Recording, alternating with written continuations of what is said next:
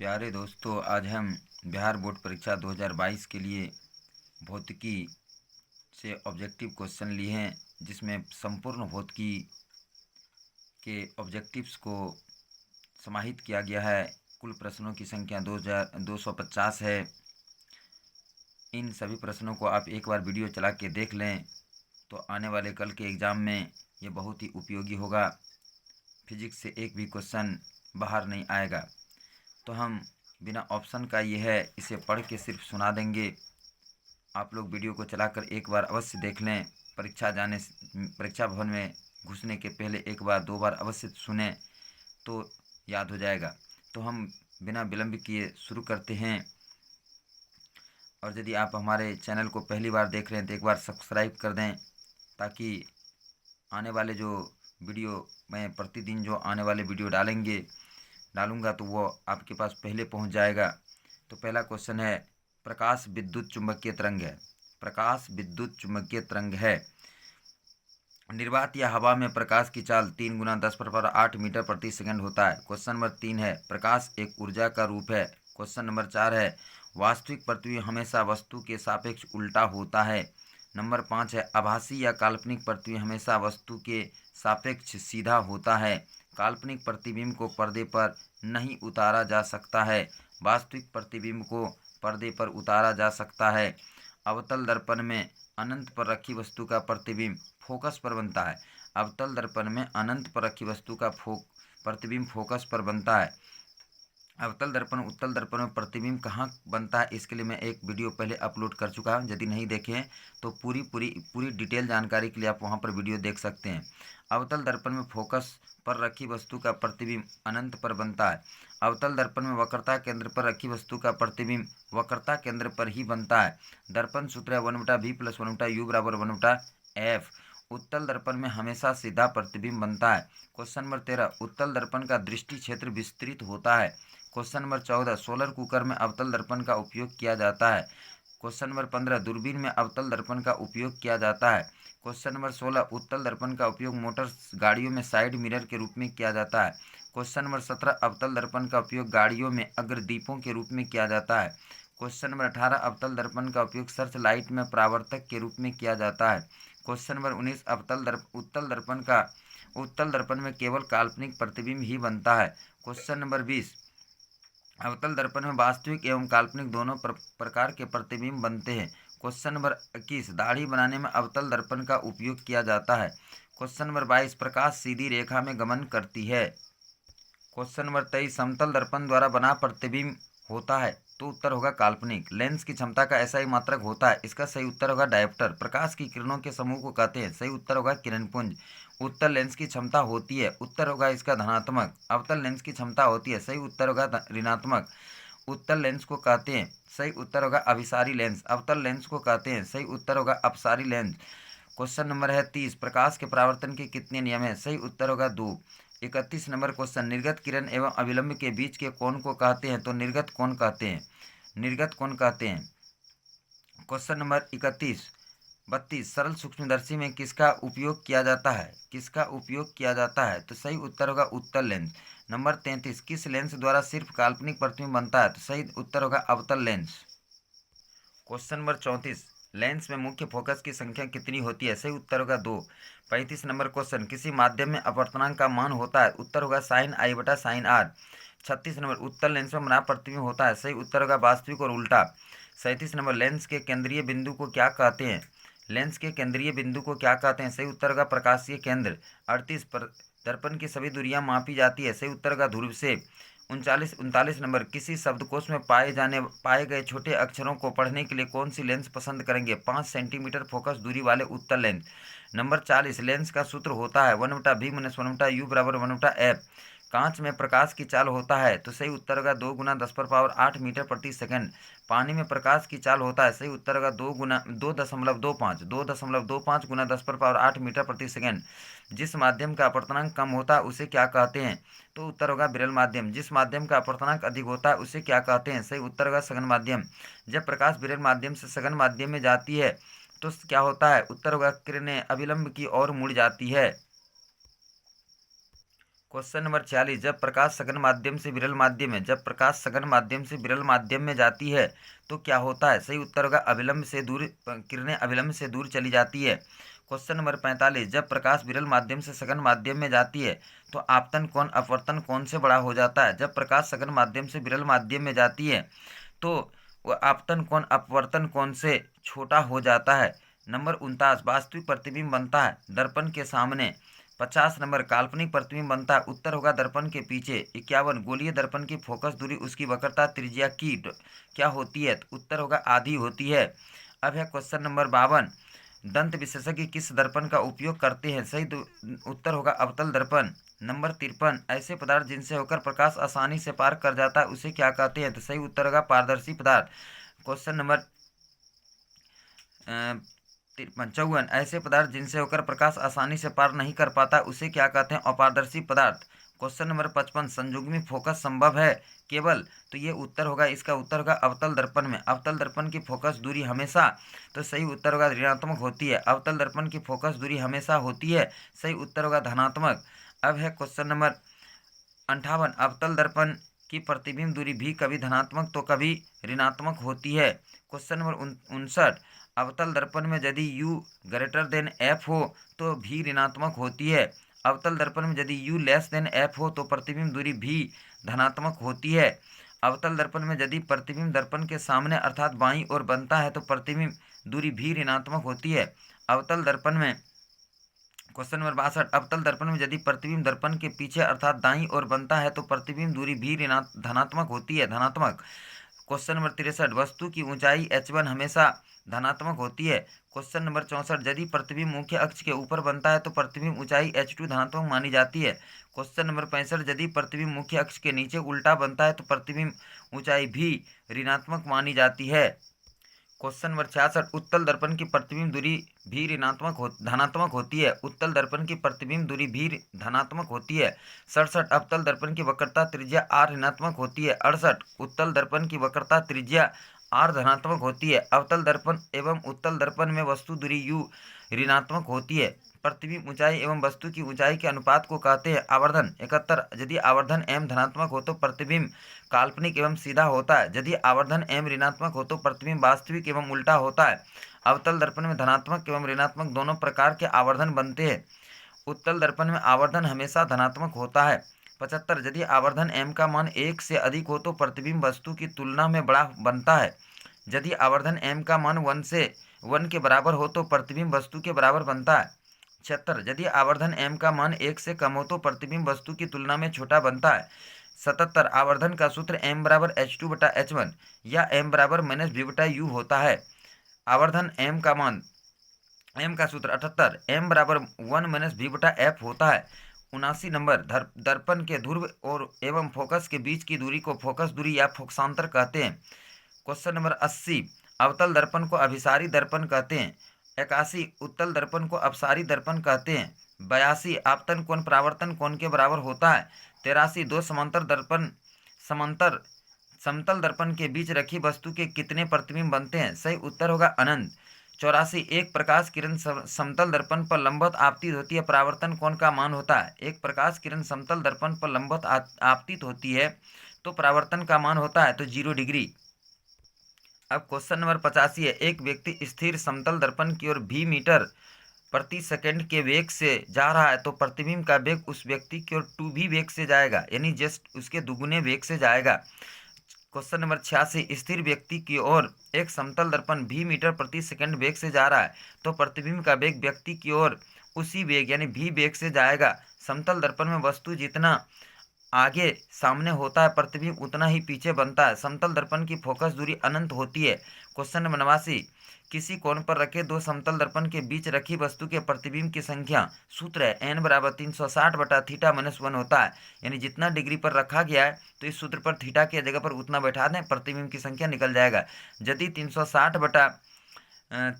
Degree बटा θ-1 का मान पूर्णांक यानी कि पूर्णांक नहीं आता है तो अगला पूर्णांक लेते हैं। जैसे मान लिया जाए 8.6 आ रहा है तो उसे हम 9 लेंगे, 9.3 आ रहा है तो उसे हम 10 लेंगे। यदि किसी पूर्णांक का प्रतिबिंब समतल दर्पण में पूरा देखना चाहते हैं तो दर्पण की ऊंचाई वस्तु की आधी होनी चाहिए। यानी यदि अपना पूरा प्रतिबिंब किसी वस्तु का देखना चाहते हैं तो दर्पण वस्तु की ऊंचाई का आधा होना चाहिए। यदि आप समतल दर्पण के सामने 2 मीटर की दूरी पर खड़े हैं तो आपकी तो आपके आपके और आपकी छवि की दूरी तो 2 जोड़ 2 4 मीटर दूर बनेगी। नंबर 93, समतल दर्पण का परावर्तक सतह समतल होता है। अवतल दर्पण का परावर्तक सतह धसी होती है। 95, उत्तल दर्पण का परावर्तक सतह उठी होती है।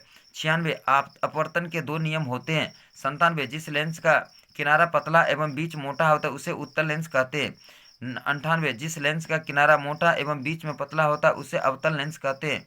क्वेश्चन नंबर 99, प्रकाश का रंग निश्चित किया जाता है तो इसका सही उत्तर होगा तरंगदैर्घ्य द्वारा।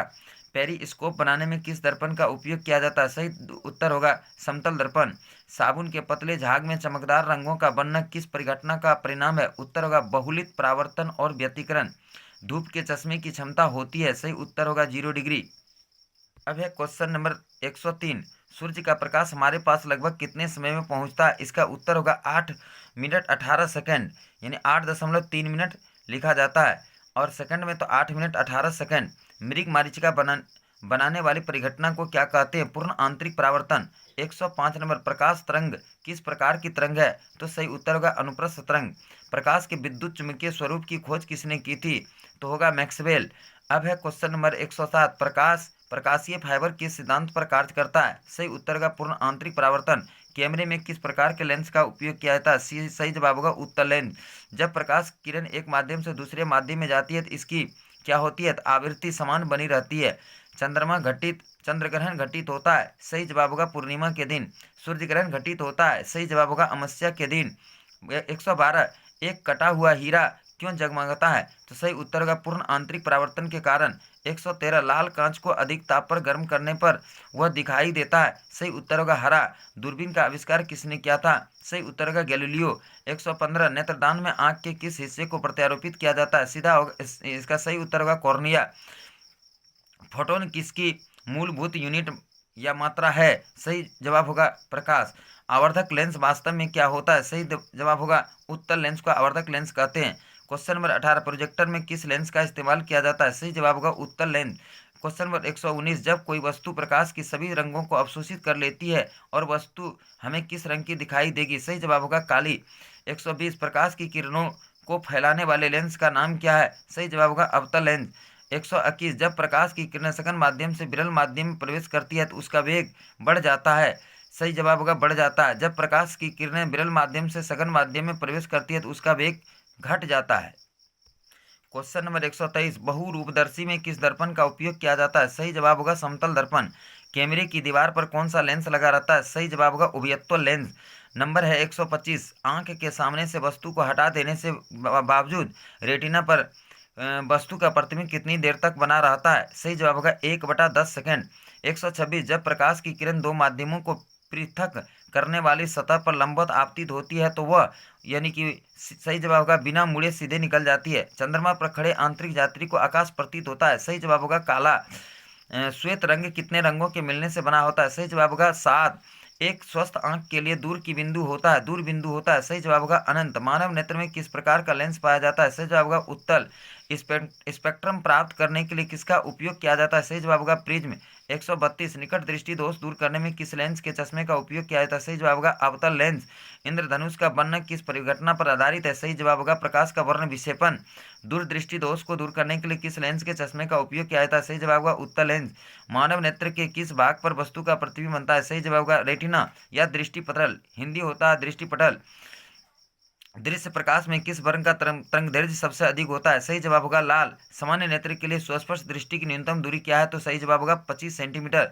जो नेत्र निकट वस्तु को साफ नहीं देख पाता है उस नेत्र में होता है तो दूरदृष्टि दोष। स्पेक्ट्रम में किस रंग की किरण का झुकाव सबसे अधिक होता है? सही जवाब होगा बैंगनी। प्रकाश के किस रंग का तरंगदैर्घ्य सबसे अधिक होता है? सही जवाब होगा लाल। मानव नेत्र में प्रकाश किस रास्ते से प्रवेश करता है? सही जवाब होगा पुतली। 142 नंबर क्वेश्चन, एक एंगस्ट्रम का मान होता है? सही जवाब होगा 10⁻⁻10 मीटर। 143 अभिनेत्र लेंस की फोकस दूरी में परिवर्तन किया जा सकता है। तो सही जवाब होगा पक्षाभि पेशियों द्वारा नेत्र लेंस की फोकस दूरी कम हो जाने पर कौन सी दृष्टि दोष होता है? सही जवाब होगा निकट दृष्टि दोष। आकाश का रंग नीला होने का क्या कारण है? तो सही जवाब होगा प्रकाश का प्रकीर्णन। एक प्रिज्म कितने सतहों से घिरा रहता है? सही जवाब होगा 5। खतरे के निशान के रूप में किस रंग का प्रयोग किया जाता है? सही जवाब होगा लाल। इंद्रधनुष का भीतरी हिस्सा किस रंग का होता है? सही जवाब होगा बैंगनी। श्वेत प्रकाश जब प्रिज्म से होकर गुजरता है तो सर्वाधिक विचलन होता है। सही जवाब होगा पराबैंगनी रंग। 150 प्रकाश के किन रंगों का प्रकीर्णन सबसे कम होता है? तो सही जवाब होगा लाल रंग। 151 प्रकाश का घटक रंगों में टूटना कहलाता है। सही जवाब होगा परिक्षेपण। नेत्र लेंस की फोकस दूरी बढ़ जाने से कौन सी दृष्टि दोष होता है? सही जवाब होगा दूरदृष्टि। लेंस की क्षमता P बराबर होता है, P बराबर 1/f होता है। स्नेल के नियम के अनुसार म्यू बराबर स्नेल के नियमानुसार होता है म्यू बराबर साइन f बटा साइन r। 155 लेंस का प्रत्येक छोटा भाग होता है। सही जवाब होगा प्रिज्म की तरह। जब प्रकाश की किरण एक माध्यम से दूसरे माध्यम में प्रवेश करती है तो अपने पूर्व पथ में विचलित हो जाती है, उसे क्या कहते हैं? इसे प्रकाश का अपवर्तन कहते हैं। प्रकाश का अपवर्तन नेत्र की सामंजन क्षमता कम हो जाने से उत्पन्न होता है। सही जवाब होगा जरा दृष्टि दोष। तारों के टिमटिमाते प्रतीत होने का कारण क्या है? सही जवाब होगा वायुमंडलीय अपवर्तन। 159 किस दृष्टि दोष में नेत्र का क्रिस्टलीय लेंस धुंधला या अपारदर्शी हो जाता है? सही जवाब होगा मोतियाबिंद। किस कोलाइडी विलयन में निलंबित कणों से प्रकाश के प्रकीर्णन को कहा जाता है टिंडल प्रभाव। 161 प्रिज्म से प्रकाश की कौन सी परिघटना दिखती है? सही जवाब होगा वर्ण विक्षेपण। क्वेश्चन नंबर 162 यदि किसी वस्तु का प्रतिबिंब रेटिना के पीछे बनता है तो वह व्यक्ति किस दृष्टि दोष से पीड़ित है? तो सही जवाब होगा दूरदृष्टि दोष। 163 नेत्र में किस लेंस का बना प्रतिबिंब होता है? नेत्र में किसी वस्तु का बना प्रतिबिंब होता है वास्तविक, उल्टा तथा छोटा। अपने लेंस की फोकस दूरी को बदलकर दूर या निकट की वस्तु को साफ साफ देख सकने की आंख के गुण को कहते हैं सामंजन क्षमता। जरा दृष्टि से पीड़ित व्यक्ति का उपचार किस प्रकार के लेंस से किया जाता है? सही जवाब होगा बाइफोकल लेंस। स्पेक्ट्रम में किस रंग की किरण का विचलन या झुकाव कम होता है? सही जवाब होगा लाल। प्रकाश के किस रंग का तरंगदैर्घ्य सबसे कम होता है? सही जवाब होगा बैंगनी रंग का। आकाश का रंग नीला प्रतीत होता है। सही जवाब होगा प्रकाश के प्रकीर्णन के कारण। क्वेश्चन नंबर 169 नेत्रगोलक का व्यास लगभग होता है। सही जवाब होगा 2.3 सेंटीमीटर। विद्युत सिग्नल कौन उत्पन्न करता है? सही जवाब होगा प्रकाश सुग्राही। नेत्र का कौन सा भाग रंगीन होता है? सही जवाब होगा पारितारिका। 172 किस दृष्टि दोष को अवतल लेंस और उत्तल लेंस दोनों लेंसों के बने द्विफोकसीय लेंस द्वारा संशोधित किया जा सकता है? सही जवाब होगा जरा दृष्टि दोष। 173 आंख का रेटिना कैमरे की किस भाग जैसे काम करता है? तो सही जवाब होगा फिल्म। किसी कण पर पड़कर प्रकाश के अंश के विभिन्न दिशाओं में छितराने को क्या कहते हैं? तो प्रकाश का प्रकीर्णन। 175 प्रिज्म से गुजरने पर सूर्य के प्रकाश की किरणें विभिन्न रंगों में बढ़ जाती है क्योंकि विभिन्न रंगों की किरणों का विचलन भिन्न भिन्न होता है। 176 सूर्योदय एवं सूर्यास्त के समय सूर्य लाल दिखाई पड़ता है क्योंकि वायुमंडल के कण तो क्या होता है नीले रंग को बहुत अधिक प्रकीर्णित कर देते हैं, इसीलिए आकाश नीला दिखता है। 177 परिदर्शी में किस दर्पण का उपयोग किया जाता है? सही जवाब होगा समतल दर्पण। अब है 178 मनुष्य की आंख कितने मेगापिक्सल की होती है? अनंत। 179 प्रकाश वर्ष किसका मात्रक है? सही जवाब होगा दूरी। 180 पारसेक किसका मात्रक है? खगोलीय दूरियों का। क्वेश्चन नंबर 181 एक पारसेक का मान होता है 3.2616 प्रकाश वर्ष। 182 दूरी का सबसे बड़ा मात्रक होता है पारसेक। 183 सामान्य आंख की सामंजन क्षमता क्या होती है? 4 डायोप्टर। 184 मानव का एक आंख क्षैतिज दृष्टि क्षेत्र लगभग 150 डिग्री होता है। मानव यानी एक आंख से देखेगा तो 150 डिग्री ही दिखाई देगा। 185 मानव के दोनों आंख का क्षैतिज दृष्टि क्षेत्र 180 डिग्री यानी दोनों आंख से देखेगा तो 180 डिग्री दिखाई देता है। 186 अबिंदुकता का उपचार करने के लिए किस लेंस का उपयोग किया जाता है? बेलनाकार लेंस का। जिस रंग का तरंगदैर्घ्य जितना अधिक होता है उस रंग का प्रकीर्णन उतना ही क्या होता है? तो कम होता है। जिस रंग का तरंगदैर्घ्य जितना कम होता है उस रंग का प्रकीर्णन उतना ही क्या होता है? अधिक होता है। क्वेश्चन नंबर 189 आवेश का एसआई मात्रक होता है कूलम। क्वेश्चन नंबर 90 विद्युत शक्ति का एसआई मात्रक होता है वाट। 191 प्रतिरोध का एसआई मात्रक होता है ओम। क्वेश्चन नंबर 92, 1 वोल्ट कहलाता है तो 1 जूल बटा 1 कूलम को 1 वोल्ट कहते हैं। क्वेश्चन नंबर 193, विभवांतर मापने वाले यंत्र को क्या कहा जाता है तो वोल्ट मीटर। आमीटर को विद्युत परिपथ में जोड़ा जाता है तो श्रेणी क्रम में जोड़ा जाता है। 1 HP, क्वेश्चन नंबर 195, 1 HP कितना बराबर होता है 746 वाट के बराबर होता है। 196, विद्युत बल्ब का तंतु बना होता है यानी फिलामेंट तो टंगस्टन का बना होता है।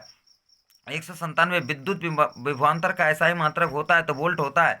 198, जब किसी चालक से विद्युत धारा प्रवाहित की जाती है तो गतिशील कण होते हैं तो इलेक्ट्रॉन होते हैं। 199, विद्युत धारा का ऐसा ही मात्रक क्या होता है तो सही जवाब होगा एम्पियर। विद्युत धारा एक अदिश राशि है। विद्युत धारा कैसी राशि है? अदिश राशि है।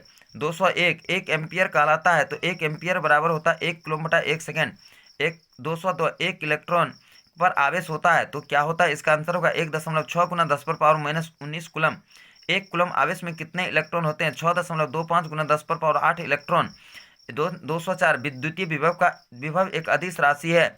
विद्युत का सर्वोत्तम चालक चांदी होता है। 206, 1 ओम कहलाता है तो 1 वोल्ट बटा 1 एम्पियर को 1 ओम कहते हैं। ओम के नियम का सूत्र है R बराबर V बटा I। एमीटर को जोड़ा जाता है तो सही जवाब होगा श्रेणी क्रम में। वोल्ट मीटर को जोड़ा जाता है, सही जवाब होगा समांतर क्रम में। विद्युत शक्ति का ऐसा ही मात्रक होता है, सही जवाब होगा वाट। 1 वाट कहलाता है 1 जूल बटे 1 सेकेंड। 212 किलोवाट, 1 किलोवाट होता है तो 1000 वाट यानी 10 पर पावर 3 वाट। 1 मेगावाट बराबर होता है तो एक पर देखिए 1 पर 6 जीरो यानी कि 10 पर पावर 6 वाट। 1 अश्व शक्ति यानी 1 HP में होता है तो 746 वाट। अब है 215, विद्युत ऊर्जा का ऐसा ही मात्रक होता है तो जूल होता है। 1 जूल बराबर कितना है तो 1 कूलम गुना 1 वोल्ट होता है। 218, विद्युत ऊर्जा का व्यावसायिक मात्रक होता है किलोवाट घंटा। 1 किलोवाट घंटा को 1 यूनिट विद्युत ऊर्जा कहते हैं। 220, 1 किलोवाट घंटा बराबर 1000 वाट बराबर 10 पर पावर 3 WH होता है। विद्युत बल्ब के अंदर कौन सी गैस भरी रहती है? निष्क्रिय गैस। मानव शरीर का प्रतिरोध लगभग 30,000 ओम होता है। क्वेश्चन नंबर 220, विद्युत फ्यूज तांबा तथा टीन के मिश्र धातु से बना होता है। क्वेश्चन नंबर 221, ओम के नियम में चालक का ताप अचर रहता है। क्वेश्चन नंबर 222, पृथ्वी का विभव शून्य माना जाता है।